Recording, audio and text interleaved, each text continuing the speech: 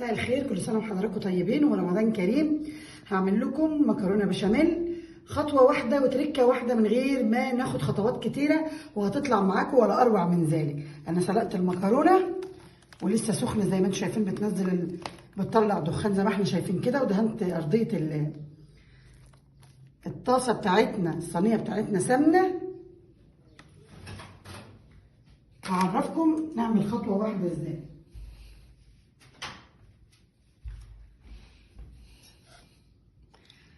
هنزل شويه بشاميل، معلقتين كده بشاميل، وهقلبهم كويس في الطاسه.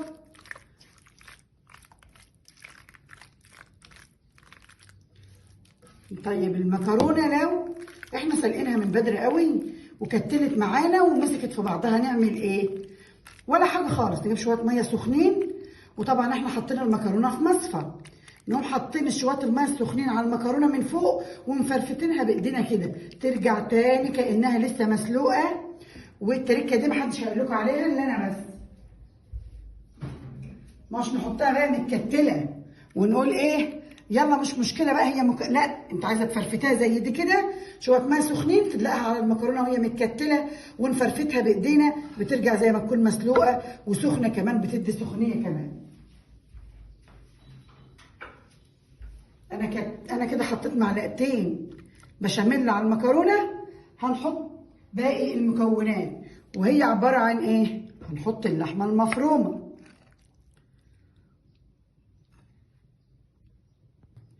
هنضيف اللحمه المفرومه. عصقتها بايه؟ معلقه سمنه بلدي،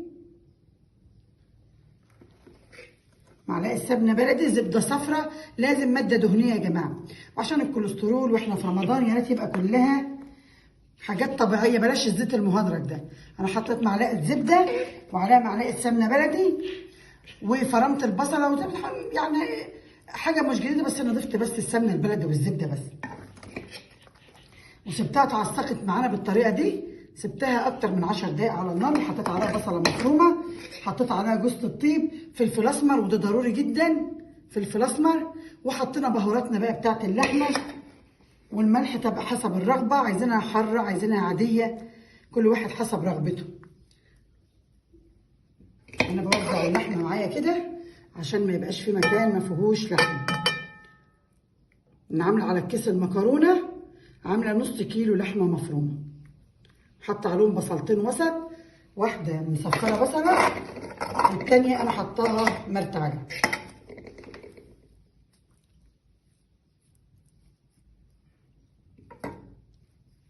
هنساوي اللحمه بالطريقه دي.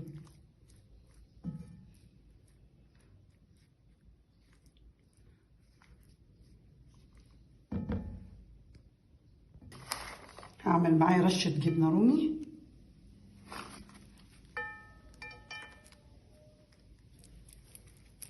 واحط بعدها جبنه موتزاريلا.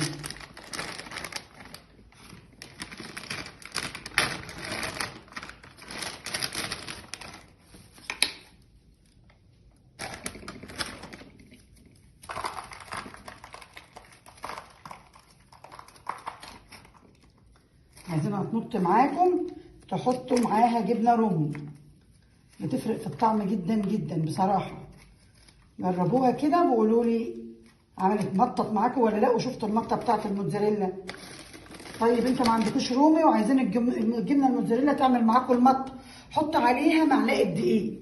معلقه دقيق بيشفط الرطوبه منها وبيخليها تمط معاكم.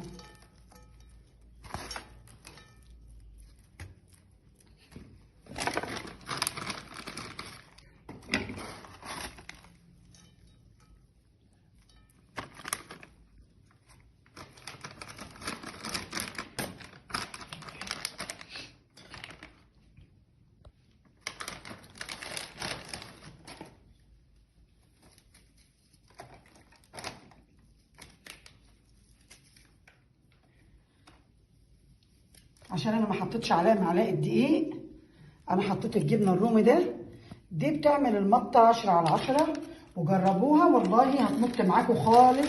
احسن ما كمان ما يكون فيها دقيق، يعني احسن ما يكون فيها دقيق. الجبنه الرومي بتساعد على مطة الجبنة الموتزاريلا. هننزل مع بعض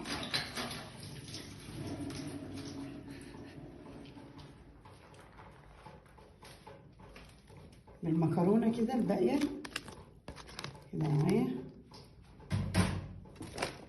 هنوزعها بالطريقة دي. ده معايا كيس مكرونة بس، كيس مكرونة حط عليه نص كيلو لحمة مفرومة،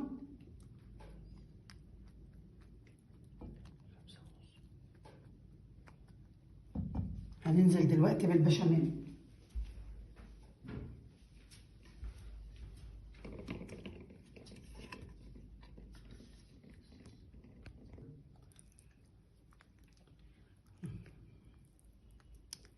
على البشاميل انا هقول لكم بقى على شايفين البشاميل؟ يا ريت تقرب كده بالكاميرا. شايفين اللون والحلاوه بتاعته؟ ده بسبب الزبده الصفراء ومعلقه السمنه البلدي، بتودي البشاميل في مكان تاني خالص.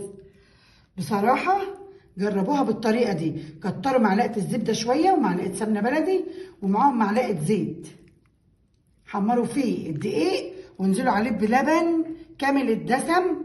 احنا عشان هنا في الارياف بنجيب لبن جاموسي يعني طازه، بيبقى اللبن بتاعنا دسم جدا وطعمه جميل. فالناس بقى اللي بياخدوا المعلب ده يجيبوا لنا كامل الدسم.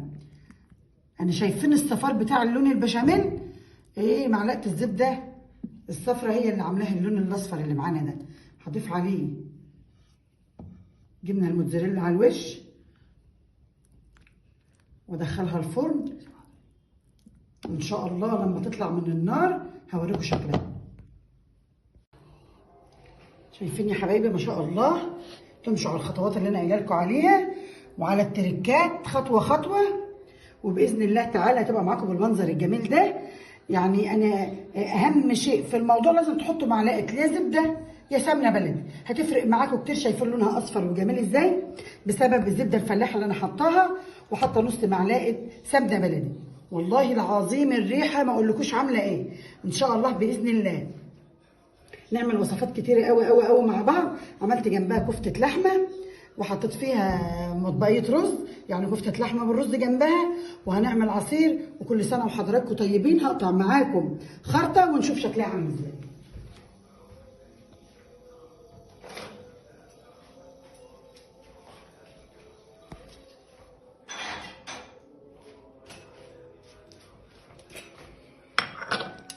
بسم الله الرحمن الرحيم. انا لسه مطلعاها من الفرن دلوقتي اهو، يعني هي عمرها ما هتطلع متماسكه. اللهم صل على رسول الله. بسم الله ما شاء الله، بسم الله ما شاء الله. جوسي وحاجه ولا اجمل ولا اروع من كده. ده كان فيديونا النهارده ما شاء الله. معانا كل حاجه مظبوطه، المقدار مظبوط. ده كان الفيديو النهارده بتاع النهارده. اشوفكم في فيديو جديد، وكل سنه وحضراتكم طيبين ورمضان كريم.